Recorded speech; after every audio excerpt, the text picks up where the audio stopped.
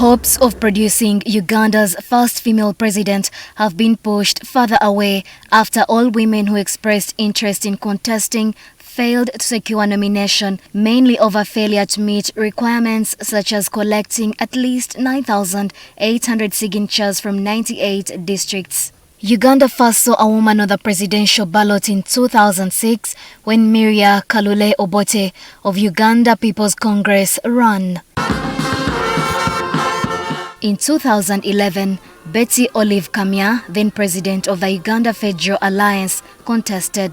In 2016, Maureen Faith Chalia joined the race but secured only 42,833 votes, while Nancy Linda Kalembe stood as an independent in 2021. This year, more than 10 women expressed interest, but none qualified. Only 8 men were successfully nominated. Because we thought that 25 years later, in a space that has showed that it's continuously maturing in terms of democracy, in a space that shows that at least every single ballot that comes up, there should be either a woman representative or a woman to represent women who are the majority voting bloc, that by 2025 would be seeing at least 3 women appear on a ballot. According to the Electoral Commission, some of the aspirants fell short because of the required signatures. Some supporters provided national identification numbers or NINs, yet they are not registered voters, while others stated districts where they were not registered to vote. And majority, almost all of those who received the feedback from the Commission, telling them that you have gaps in your supporter lists.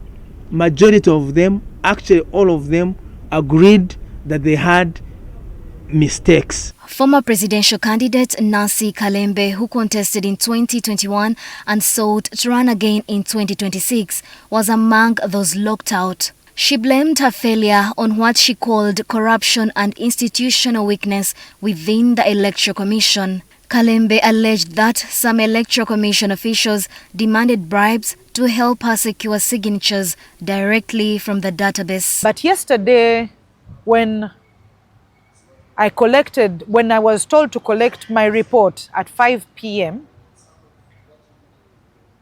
one of those gentlemen told me, "We told you to pay us money so that we could do the signatures for you." There is no one who didn't pay us, who has gone through, apart from a few who you could have worked with us and we would have gotten you the signatures. You would have been on the ballot paper this time again. That is a grave allegation. The Commission would want to hear from that aspirant. The Commission would want to get evidence. Other aspirants cited logistical challenges, with some Ugandans demanding payment in exchange for their signatures, while completed forms were reportedly withheld. Majority of the people wanted money. Imagine, we are supposed to collect over 10,000 signatures. How does someone like me fund 10,000 people to get them to append signatures on forms, on supporter forms, to endorse me for presidency? So the nature of democracy and governance we have in Uganda has spoiled the way people view democracy. It has spoiled the way people view governance in Uganda, because they expect every single process to be monetary. Whereas there have been women in the presidential race in the past, the number of men was always more than that of women. Analysts say Uganda still operates in a traditional society with gender roles, cultural barriers, which discourages women from contesting for the highest office. Where masculinities and gender norms are very, very key. The gender norms, as I've said earlier, even in countries that are as open and as liberal as American, they were not ready for a female president. How then is Uganda ready for a female president? You'll see that the biggest percentage of voters in Uganda are women, but are they even ready to vote a fellow woman? The challenges I faced as a woman, and I say that delicately because we tend to victimize ourselves when we come to any competition. I like to say this very clearly. The only thing that men are stronger than us is physical strength.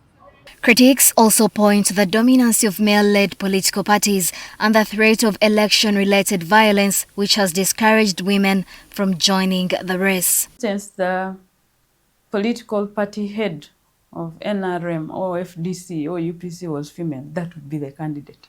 So political parties also need to do a little bit better in terms of ensuring that within their structures, if at the highest office you elect a woman, it's easier, her chances are easier. Still, some argue that the debate should not be reduced to numbers. What matters is not just fielding women for the sake of it, but ensuring leaders, male or female, who are ready to serve.